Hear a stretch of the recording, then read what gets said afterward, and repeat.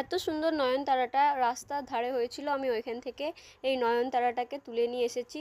আমার এটা খুব ভালো লেগেছে। এটা এরকম হয়েছিল এখানে, কিন্তু আমি এটাকে এরকম করে বসাবো না, এটাকে আমি সোজা করে বসাবো, যাতে আরও অনেক মাটি পায় গোড়াটা, আর যাতে শিকড়টা আরও ভালো হয়ে ছড়াতে পারে।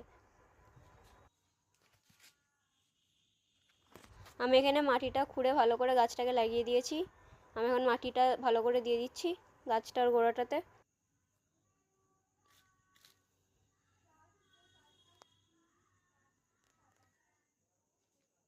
গাছটাতে দেখুন কতগুলো ফুল হয়েছে আর কত সুন্দর লাগছে গাছটা দেখতে।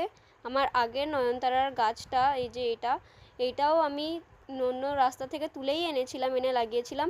এইটাও পার্পল কালারের ফুল হয়, আর তার পাশেরগুলো হোয়াইট কালারের ফুল হয়, এগুলো এখন অনেক ছোট।